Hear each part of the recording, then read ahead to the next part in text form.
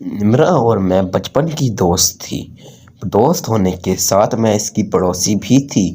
इसके और मेरे अब्बू भी काफ़ी अरसे से दोस्त थे, जिसकी वजह से हम दोनों में भी दोस्ती हो गई। निम्रा की वालदा इसकी पैदाइश के वक्त वफ़ात पा गईं, जिसकी वजह से वो अपने वालिद को ख़ास पसंद नहीं थी। निम्रा की वालदा की वफ़ात के चंद अरसे बाद खालिद अंकल ने दूसरी शादी कर ली। इनकी दूसरी बीवी से इनको एक बेटा और एक बेटी हुए। अब वो इनके साथ ही ज़्यादा मसरूफ़ रहते थे। निम्रा बहुत अकेली हो गई थी। वो हर वक्त रोती कि मैं बदनसीब हूँ, मेरी वजह से अम्मी फौत हो गई। मैं इसको दिलासा देती कि ऐसी कोई बात नहीं, ये तो अल्लाह की मर्ज़ी से हुआ है। इनकी इतनी ही ज़िंदगी थी। इसकी सौतेली माँ वैसी ही थी जैसी सौतेली माएँ होती हैं। वो हर बात में इसके साथ फ़र्क करती, अपने बच्चों का बचा हुआ खाना देती, अपने बच्चों के उतरे हुए कपड़े देती।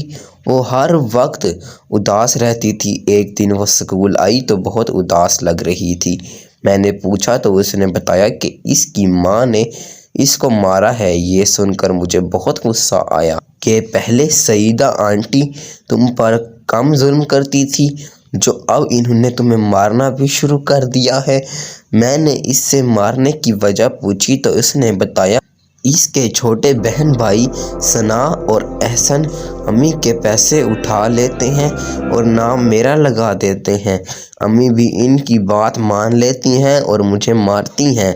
मैंने इसे कहा कि तुम फिक्र ना करो, मैं आज अब्बू से बात करूँगी, वो खालिद अंकल से बात करेंगे। घर जाके मैंने अम्मी को बताया कि अम्मी निम्रा की मदद करें, वो बहुत परेशान है। इसके घर वाले इसके साथ अच्छा सलूक नहीं करते। अम्मी ने कहा कि ये इनके घर का मामला है, हम लोग क्या कर सकते हैं। मैंने अम्मी को कहा नहीं अम्मी, आप अब्बू से बात करें, वो खालिद अंकल से बात करें। सईदा आंटी निम्रा को मारती हैं, वो मेरी दोस्त है, मुझे उसको उदास देखकर अच्छा नहीं लगता। अम्मी ने कहा अच्छा, रात को मैं तुम्हारे अब्बू से बात करूंगी। सुबह मैं निम्रा को स्कूल के लिए बुलाने गई तो मुझे इससे मिलने ही नहीं दिया और इन्होंने कहा कि अब निम्रा स्कूल नहीं जाएगी। मैंने घर आकर अम्मी को बताया कि सईदा आंटी ने निम्रा को स्कूल नहीं आने दिया। अम्मी ने कहा इसलिए तो मैं तुम्हें कह रही थी कि इनके मामले में तुम ना पड़ो। देखो अब बेचारी निम्रा के लिए मुसीबत हो गई। अब निम्रा और मुझे मिले काफ़ी दिन हो गए। कुछ दिनों बाद हमारी मुलाकात एक शादी पर हुई। मुझे लगा निम्रा बहुत उदास होगी, लेकिन वो तो बहुत खुश थी। मैंने इससे खुशी की वजह पूछी तो इसने मुझे वहाँ एक लड़का दिखाया और कहा कि इससे मेरी शादी होने वाली है। जब अम्मी को पता चला कि मैं घर की तमाम बातें तुम्हें बताती हूँ तो अम्मी ने अब्बू से कहा कि इसकी जल्द शादी कर दो। पहले तो मैं बहुत परेशान हो गई कि पता नहीं किस से मेरी शादी करेंगे, लेकिन जब अबू फैसल को घर ले आए और बताया कि इसको मैंने निम्रा के लिए पसंद किया है तो मुझे तो फैसल बहुत अच्छा लगा। लेकिन अम्मी खुश नहीं हुई, शायद इसलिए कि मुझे बहुत अच्छा लड़का मिल रहा है। फैसल अब्बू की फैक्ट्री में काम करता है। कुछ अरसे पहले इसके वालिद हार्ट अटैक की वजह से वफ़ात पा गए। वो भी अब्बू की फैक्ट्री में मुलाजिम थे। अब वो अपनी वालदा के साथ रहता है। बहुत मेहनती है, सारा फैक्ट्री का काम संभाल रखा है और बड़ी बात यह है कि वो भी मुझे पसंद करता है। इसने मुझे मोबाइल लेकर दिया है, हमारी बात होती रहती है। मैं तो बहुत खुश हूँ, कभी कभी डरती हूँ कि कहीं नज़र ना लग जाए।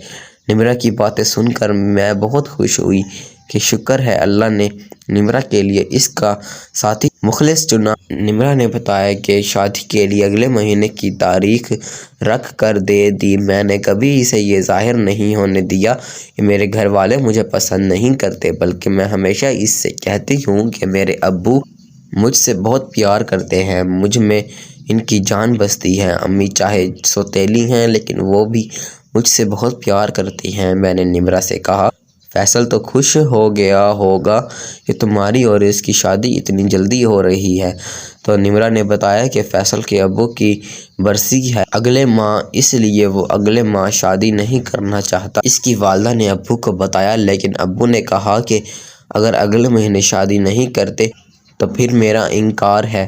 اب میں بہت پریشان ہوں۔ فیصل کیا سوچتا ہوگا کہ میں اتنی بڑی ہوں کہ میرے گھر والے مجھ سے جان چھڑوانا چاہتے ہیں۔ اب امی تو میری شادی کبھی کرنا ہی نہیں چاہتی ہیں۔ وہ چاہتی ہیں کہ میری شادی کبھی نہ ہو اور میں ساری زندگی ان کے کام کاج کرتی رہوں۔ میں فیصل سے کہوں گی کہ وہ اگلے مہینے شادی کے لیے ہاں کر دے۔ کچھ دن بعد نمرا نے مجھے اپنی منگنی کی خوشخبری سنائی۔ ہم سب اس کی منگنی میں گئے۔ نمرا کے بتانے کے مطابق فیصل بہت نیک، اچھا اور خوش مزاج تھا۔ گھر آ کر امی نے تو فیصل کی بہت تعریف کی اور کہا نمرا بہت خوش نصیب ہے کہ اس کو اتنا اچھا اور نیک شوہر مل رہا ہے۔ میں نے بھی یہ سوچا کہ نمرا ہر وقت اپنے نصیب کو روتی تھی اور آج اس کے نصیب پر سب رشک کر رہے ہیں۔ میرے دل سے تو میری دوست کے لیے ہر وقت دعا نکلتی ہے کہ وہ جہاں بھی رہے خوش رہے۔ منگنی کے اگلے دن میں بازار گئی ہوئی تھی کہ مجھے وہاں فیصل بھائی مل گئے اور انہوں نے مجھے بتایا کہ وہ نمرا کے لیے کوئی تحفہ لینا چاہتے ہیں۔ مجھ سے درخواست کی کہ میں ان کی مدد کروں۔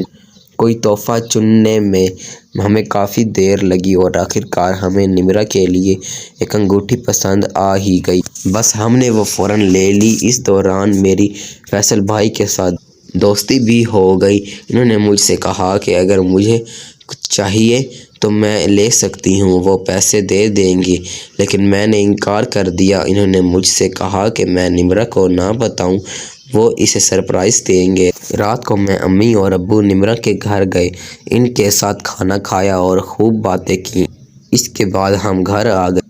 صبح میرے دروازے پر زور سے دستک ہوئی۔ میں جلدی سے دروازے کی طرف بڑھی۔ دروازہ کھولا تو امی سامنے تھیں۔ میں نے امی سے کہا کہ امی کیا ہو گیا ہے؟ اتنی زور سے کوئی دروازہ بجاتا ہے کیا؟ لیکن امی چپ کھڑی تھی۔ میں نے امی سے کہا امی کچھ بولو، لیکن ان کے منہ سے ایک ہی آواز آ رہی تھی، وہ نمرا۔ میں نے پوچھا کیا ہوا نمرا کو؟ امی نے کوئی جواب نہ دیا۔ میں فوراً نمرا کے گھر کی طرف بھاگی۔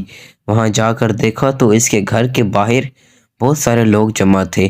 ایک ایمبولینس بھی کھڑی تھی اور کچھ پولیس والے بھی۔ میں بہت پریشان ہو گئی کہ کہیں نمرا کے ابو کو تو کچھ نہیں ہو گیا۔ جب میں گھر کے اندر داخل ہونے لگی تو وہاں کھڑے سپاہیوں نے مجھے اندر داخل ہونے نہیں دیا۔ شکر ہے ابو سامنے تھے، انہوں نے مجھے اندر آنے کی اجازت دے دی۔ میں بہت پریشان تھی، مجھے کچھ سمجھ نہیں آ رہا تھا کہ آخر یہ کیا ہو رہا ہے۔ میں سیدھی نمرا کے کمرے کے طرف گئی۔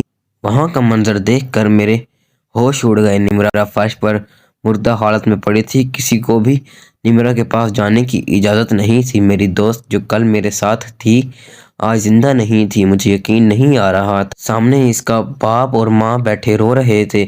مجھے بہت غصہ آیا۔ مجھے یقین تھا کہ اس کی ماں نے ہی اس کو مارا۔ میں نے جا کر نمرا کی ماں کا گریبان پکڑ لیا اور اس کو کہا کہ مجھے معلوم ہے نمرا کو تم ہی نے مارا ہے۔ سب وہاں جمع ہو گئے۔ میں نے روتے ہوئے پولیس سے کہا کہ نمرا کی ماں اور دونوں ہی اس سے نفرت کرتے تھے، انہوں نے ہی نمرا کو مارا ہے۔ میری گواہی پر نمرا کے ماں اور باپ کو پکڑ لیا گیا۔ ابو نے مجھے بتایا کہ نمرا کو گلا دبا کر مارا گیا ہے۔ اسی وقت وہاں فیصل اور اس کی امی آ گئے۔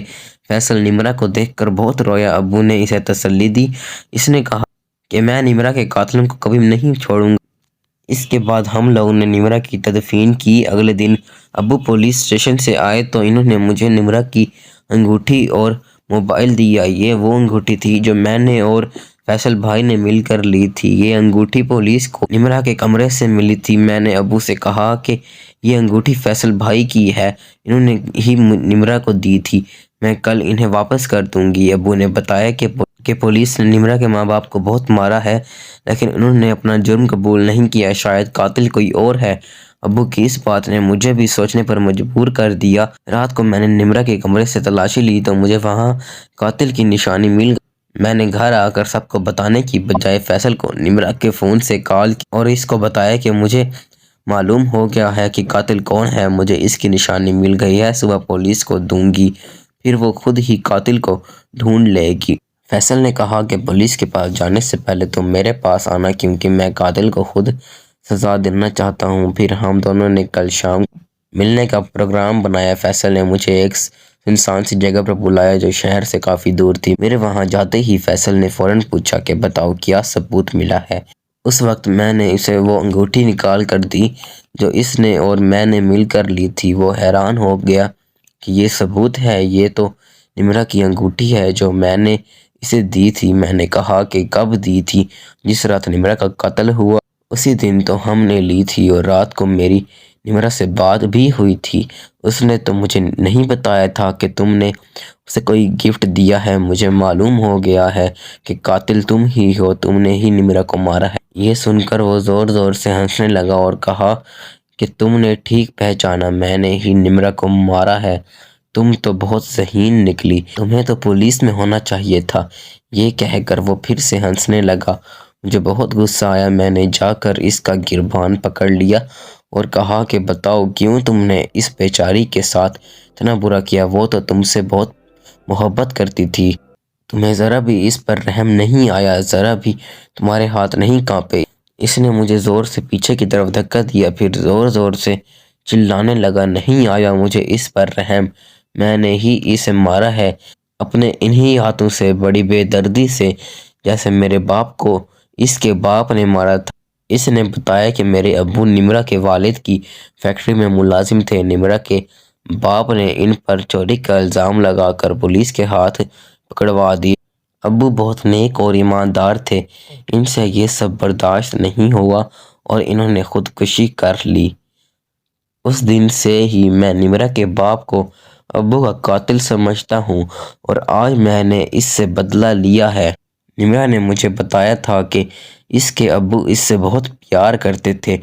آج میں بہت خوش ہوں کیونکہ وہ شخص تکلیف میں ہے۔ میں نے اس سے کہا کہ تم نے غلط کیا، نمرہ کا باپ نمرہ سے نفرت کرتا تھا، اس کا کچھ نہیں بگڑا، اب میں تمہیں بھی نہیں چھوڑوں گی، میں سب جا کر پولیس کو بتا دوں گی۔